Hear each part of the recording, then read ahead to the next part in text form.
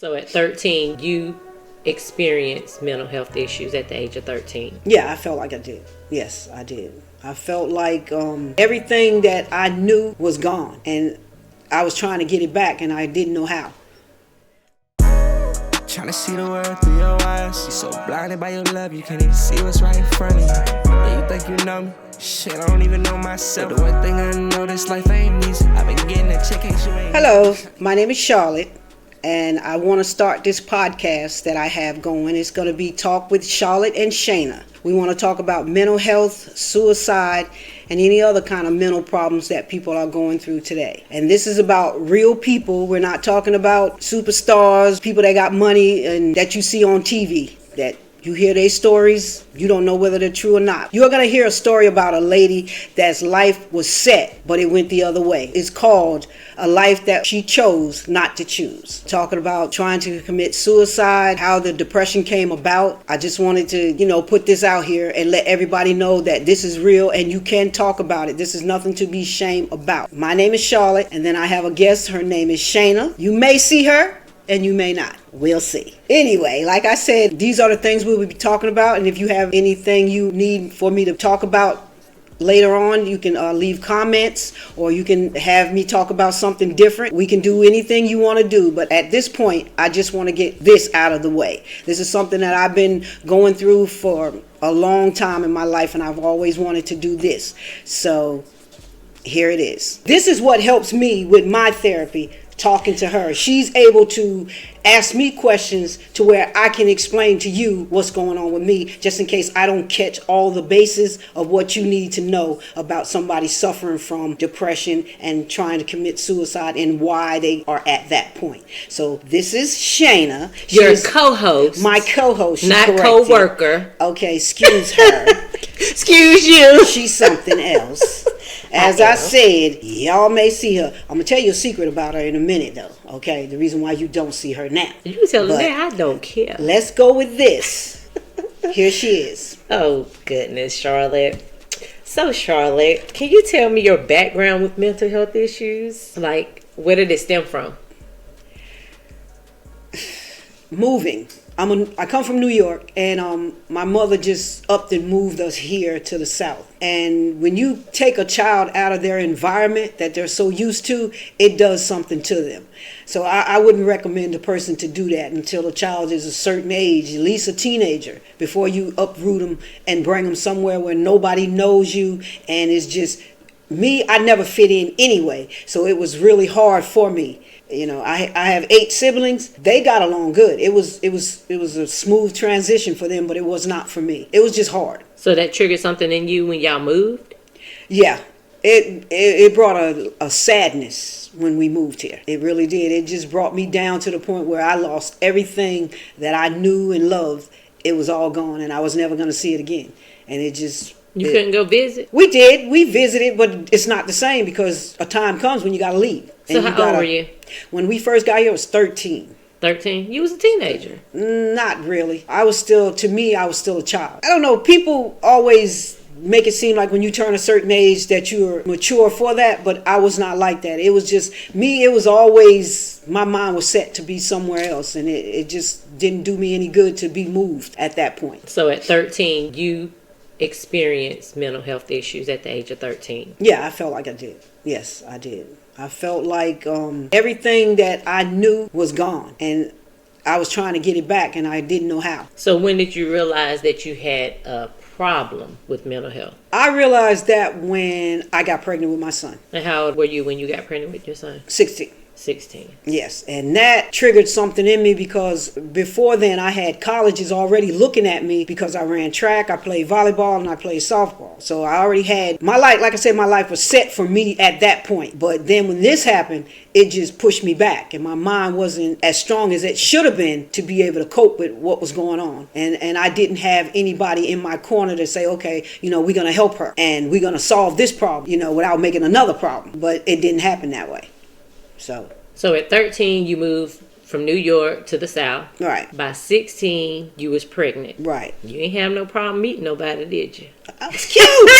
Damn. Hey, 3 years? Hey. You done got a baby? You know what, though? It wasn't really even like that. It was like I was new. And that's all You was it was. fresh meat. That's it. It was nothing about the person liking me or this, that, and the other. It ain't had nothing to do with that. And me, I thought it was, in my mind, somebody did like me and, was looking at me this way. And it's like, because even another thing, too, when I got here, I had hair. My sister called herself saying, okay, I'm going to fix your hair. I'm going to trim it up, that. But she cut it wrong to where I had to wear afro. So now everybody was trying to figure out, is she a boy or is she a girl?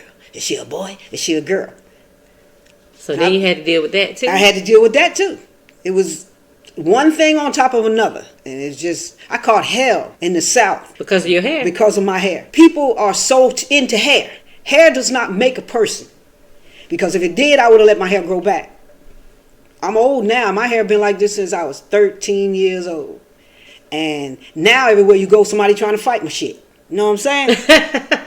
Now everybody want to be bald. That's what I'm saying. Come on now. You been rocking it since 13. But you give me hell. Now everybody want to have that style. Thank you. And then they got another dye to shit. But I ain't doing all that. But yeah, I mean, I struggled through that part. I got over that part. Because like I said, when you in the sports, everybody love you. So, I had friends, but they weren't my friends. They thought they were my friends. Me, I don't tolerate people like that. I guess because it is, when I get close to you, I know you're going to leave. So I just, I let that play out however it is going to play out.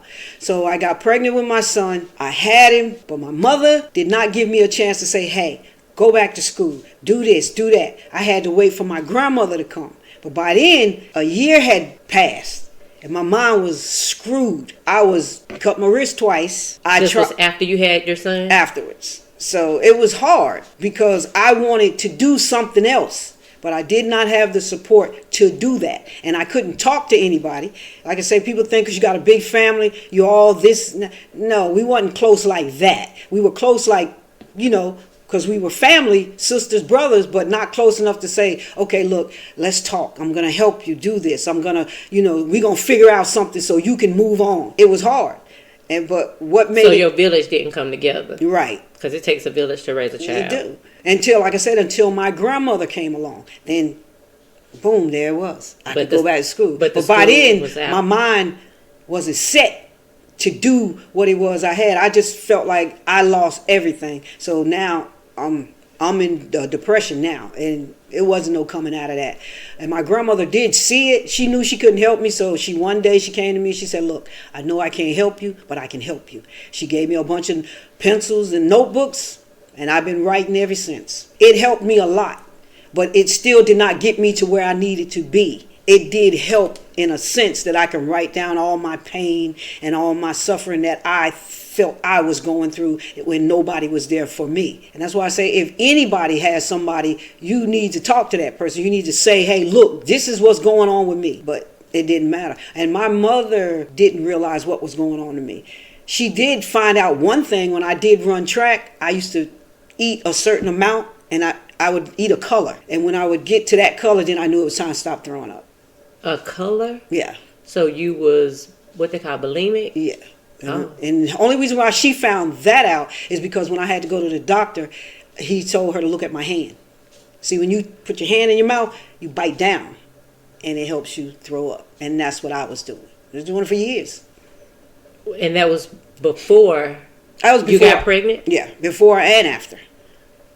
Because at that point, I wasn't doing it to throw up because I was no longer in school running track. I was doing it to kill myself because I would do it. You could choke yourself. You know what I'm saying? So it was just me ongoing trying to get rid of. And just like when my son did come, I can honestly say I never tried to hurt him ever, but I always looked at him a certain way. Like I said, did you do this to me? But he never did that to me. I did that to myself. He was innocent. Yeah, that was on me. That's why I say I loved him now still to this day. Oh, he's your favorite. Oh, yeah. But it was never about him. It was always me. It was what I did, why I did it. And how come now to this day I can't get over what I did. And I look at where I should be right now. It's just hard to think about what your life could have been like 40-some years ago to where you are right now. Me, every day I struggle. Same thing. Every single day. It's one thing about depression, having a mental illness, it will never go away. This is something you have to learn how to control or realize, okay, I'm either going to give up or I'm going to keep trying to do what I do. Some days I don't even want to get out of bed. Most of the time, I don't even want to leave out of the house. But I do, because I feel like I have a reason. That's one thing I did learn. You have to pick a reason to why you do what you do. Because if you don't, you're not going to make it. So after you had your child, did you get immediate help? I know you said your grandmother gave you notebooks and pens to write, but did you get any professional help, like go talk to a therapist, a psychologist, or anybody like that at that age? No, it was 2 years later. So that I did. 18. Yeah, when I did. Help. When I got help. Yeah, It was 2 years later, and that's when I felt like I needed to get somebody to help me, because I was at that point now where I was seeing my life just standing still, and I knew what I was going to do, what I was, so I felt like for him, I needed to not do this. So I felt like, okay, let me go talk to somebody and see what they can do for me. And I did. And it helped at some point, but I don't know. I did it for years afterwards. Like I said, it did help. It helped me curve the suicide part, the part that I really needed to get rid of. That part. It helped me with that part. But it didn't help me with the mindset. Okay. You know what I'm saying? So you never tried to commit suicide after that? After you turned 18? I don't know. I could lie and say no. I mean, you said it helped, but then didn't you stop therapy? But yeah, or did you continue? I continued. Like I said, I went for a while, and for some years I did, and then I stopped because I felt like I didn't need it anymore, and that was my mistake. Why you felt like you didn't need it anymore? Because I felt like I was doing good, and those thoughts wasn't in my head anymore. So it was like, okay, I'm good. I'm doing good. But what really made me want to do it again was my sister. She got pregnant too. But my mother adopted her child and let her go to school. But she didn't do that for me. So that made you feel a certain type of way. Oh, of course it did. And it brought back suicidal thoughts. And what was it that why I wasn't good enough to do it? You know what I'm saying? It's like, why wasn't I good enough for you to take my child and help me go on with my life and do my career and do what I needed to do? Why was I not good enough for that? It just always made me think. But then I did realize one thing. Me and my mother have never had a relationship. We do now somewhat. But I always felt like, how did I say it? I always felt like she didn't care anything about me, and she hated me for being born. And that's why she let me go through all the things that I went through and didn't feel like she should help me, because that was on me. It was because my pregnancy was about her. She said she didn't believe in this. She didn't believe in that. What that had to do with me, though? What she didn't believe in? She didn't believe in abortions or adoptions and stuff like that. But what did that have to do with me? So she wanted to have an abortion? She put it all on her. Her choices and what she wanted to do and what she do and do not believe in. And I don't know if I was that set to say, I wanted to get rid of my son or nothing like that. I don't know that. At the time, I don't know. It just... So pretty much who were you to say that? Yeah. Who were you to say, do that? So she forced you to have your child. Right. Didn't give you the help. Yeah. Then your sister turned around a year later and get pregnant. And she adopted her son and let her go off to college. Let her actually live in the dorm and all of that. Oh, wow. Yeah. And then, but you sitting back looking like, why the hell you couldn't do this for me? Right. Like I could be in college right now running track. Yeah. I already making a future for me and my son. Because I already knew I was going to the Olympics. This I knew. Like I said, I was in the 6th grade and had colleges already looking at me. I'm in 6th grade. So, I mean, it wasn't like that. When I was, 9, I jumped 23 feet. Who does that? So I knew where I was going. It's just like I said, when moving and then my mind getting twisted, it just took me that way instead of this way. Okay. So do you look at your sister differently? I look at everybody different. You look at everybody different. I mean, it's just like, who the fuck are you? I mean, seriously, I do. I mean, I love my sister. Don't get me wrong, but I still look at her and be like, why her? Why not me? So do you always felt like the black sheep in your family out of Oh, I've all the always kids? been that. So, Why? Why do you feel like you've been that? Because I am. I think that because, too, I got kids, more kids than anybody. I am. I can't say why, it just is.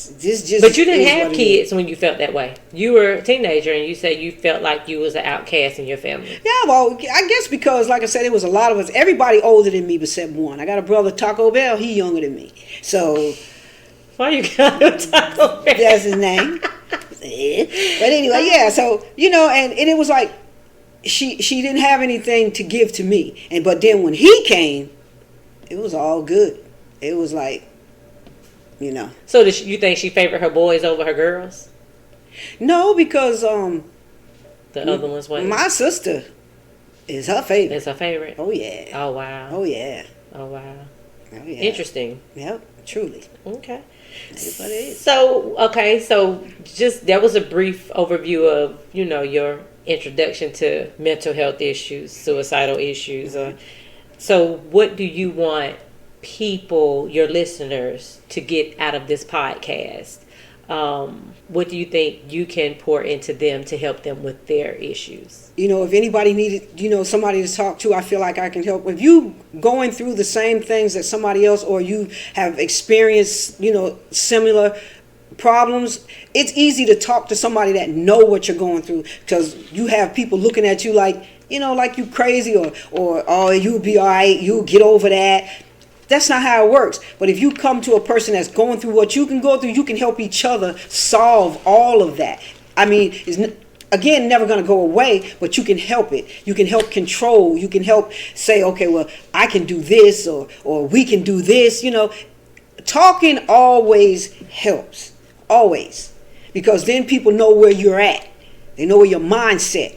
That's why you have so many people committing suicide, because nobody talks to them. Or if they are talking, you're not listening. Nobody listens to you. It's just like with me. Like I said, I've written 3 books. People don't go out running to buy my books because I'm not what they call famous. If I had been in the Olympics or singing a song, you'd be breaking your neck trying to buy that book. I mean, and that's, to me, is crazy, because you don't even know if that shit is true. What I'm telling you is true, because I would not be this stupid to sit here and say all of this about myself and it ain't even true. Or saying what people would say, embarrassing myself or my family about something that ain't even true, when this is true. I'm not trying to get out here on TV or do this or do that. I'm really doing this to help somebody else. If I don't touch but one person, that would be something to me. Just like when I wrote my first book, it was called Dear Grandma. I wrote it for my grandmother. It's all the letters that we ever wrote to each other. My second book, totally dedicated again to my grandmother. It was called Undone, a life she chose not to choose. Now this last book is just the aftermath of all of what I've been through. Like I said, it's to help, not to gain anything from it, but to help, hoping that's what it does. Like I said, this podcast I'm trying to do right now is for real people that want to talk about real shit, and it is what it is. Don't hold back, don't hide, say your name, show your face, do all of that so that people can say, okay, yeah, that's some shit right there. Don't sit back and say, oh, I ain't, That's our biggest problem. Nobody wants to admit they crazy. We all crazy. Oh, yeah, definitely. That's what I'm saying. We all crazy. I ain't the only crazy person out here. I'm just crazy enough for you to hear it and see my face and let you say, okay. So what you trying to say? I ain't crazy enough to show my face? Y'all want to know why she ain't showing her face? I'm about to tell you. Now, I'm cute. I'm cute too. She cute too. But the girl don't want to wear bra. So that's the story. That is the story. I don't want to put on But you'll see bra. her face. I don't know about all that. You will. I don't know about all that. Yeah. So, how is this podcast going to help you? When I talk about my stuff, it helps me. It's like a burden is lifted off my shoulder. It just makes me feel lighter and makes me say, I shouldn't have been feeling bad about that all the time. I shouldn't have been embarrassed. You know what I'm saying? Because before, I would never talk about it. It was just, this is just what's going on with me. People ask you how you doing. Oh, I'm good. No, I'm not. But you would never know that because I done pretended so much in my life that I'm believing it. And I don't want to do that no more. I want to be able to just, it's like being naked. You want to be naked. I want to be naked. You want to be naked That's and it. try to get through this thing. That's it. I understand That's that. what I want to do. 100%. Yeah. Okay. Well, that seems like it's going to be pretty good. I like this where it's going. We're going to see how it turns out. We will. And like I said, if anybody has any questions, you can just leave it in the comments. You want me to talk about something else, or you need to ask me something, I'll tell you straight out. I'm not going to lie to you because I don't have no reason. Because one, I don't know you and you don't know me. So it ain't no reason for me to tell you a story. And she is 100% blunt. Oh, yes. 100%. She True. going to tell it like it is and ain't going to sugarcoat it. That's right. But again, sometimes it hurts your feelings. Hey, that's what feelings are for. To be hurt and to make you feel. My grandmama used to say all the time, I ain't going to tell you nothing that's going to hurt you. And it is what it is. It's just like that. Me, I'm the type that if you ask me something, I'm going to tell you the truth. If you don't want to hear the truth, then don't ask me. Don't ask them. That's how I feel She will give about it to you 100. Yeah, and I don't really care what people say to me or about me because they're just words. But if you telling the truth, then you shouldn't be hurt. You should say, damn, she did that. Because I'm going to do it. And I want you to be able to do that to me. Like I said, this is not for people to come on here trying to talk about no stupid shit or talk, say this, that, and the other. I want you to be real and say whatever it is you need to say. This is why I'm doing this, because I feel so much better. I want to be able to come on here and say whatever I need to say about whatever I need to talk about. We could talk about a relationship. We could talk about kids. We could talk about anything. Whatever you're dealing with. That's it. And like I said, because I had to struggle with my kids too. I mean, they had to feel the butt end of my depression. I mean, I'm not saying I beat them and this, that, and all of that kind of stuff. They was always clean, had clothes, this, that, and the other. So no, that's not what I'm saying. It's just the mental part of it is what I did to them and to how I fixed that. We're writing letters and apologizing, and I only apologize once. So I'm gonna let you know that. I give you one, and that's it. So, and like I said, I did it. I owned up to it. That's what you're supposed to do. That helps you too. It helps you go through what you need to go through. And just like me with people, I'll give a person a chance to get a certain, close to me. But then when you do something, I'm done. Because like I said again, I don't give you but one. That's me. 100%. You do something, I got nothing for you. Yeah, cut you off. It is what it is. I don't go backwards. Cut that person off. That's it. You hear, don't you? Yeah, that's what we do. So that's why me and her gonna do good with this. Because I'm gonna tell y'all a secret too. She says she ain't crazy, but hey, she got a lot of shit. I am crazy. I don't deny the craziness. I embrace my craziness. I'm just not dealing with like the mental issue part of it. Because I think I'm very sane, very logical, don't have suicidal thoughts.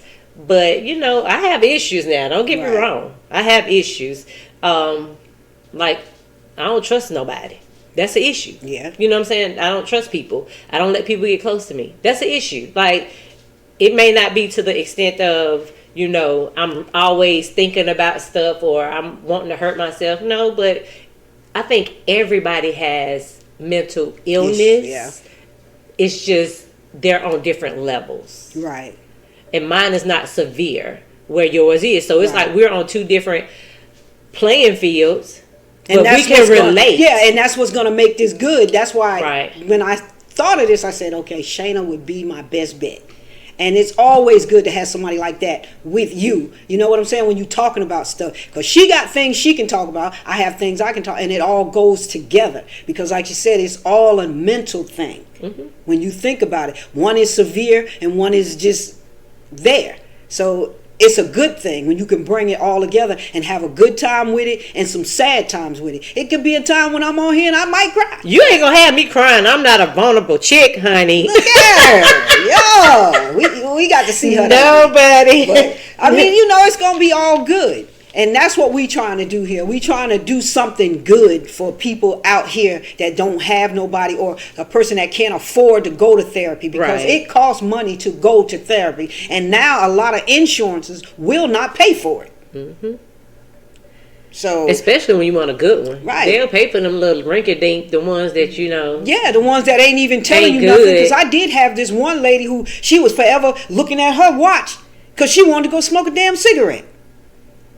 I'm talking to you, but you looking at your watch so you can go outside and smoke a cigarette. Right. So I mean, we're not therapists, right? We're not just people that go through everyday life. That's it. And we just trying to make it, and we know that talking through things sometimes just help you. You don't necessarily have to, go pay somebody a whole bunch of money just to listen to your problem. Sometimes you can just talk it out. Yeah, and I used to counsel kids, and that's something I've always wanted to do. I had this guy tell me one day, he said, I'll tell you something about you. He said, you are an easy person to just tell you their whole life to, their business. I say, yeah, because I actually be listening. I'm not just sitting there. I'm listening to what you're saying. Mm-hmm. And and then when you come, a lot of times when you're talking, you don't have to say anything. Listening is the best thing for you to do when a person needs for you to listen to what they're saying. Right. And that was my thing. I did not have anybody to listen to me. Mm-hmm. If I had, who's to say what could have been? Yeah. That's it.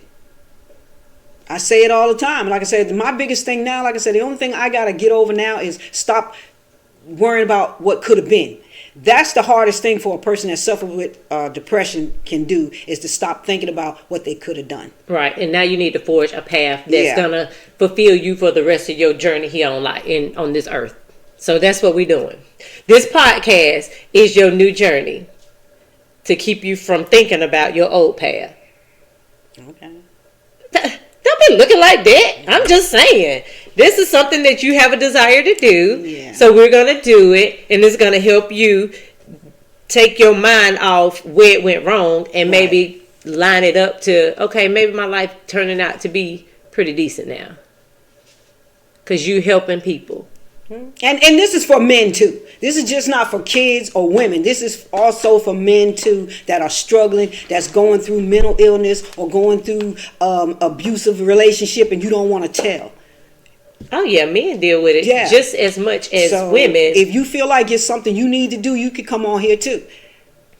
But we trying to do this for everybody. Anybody that need it, we here.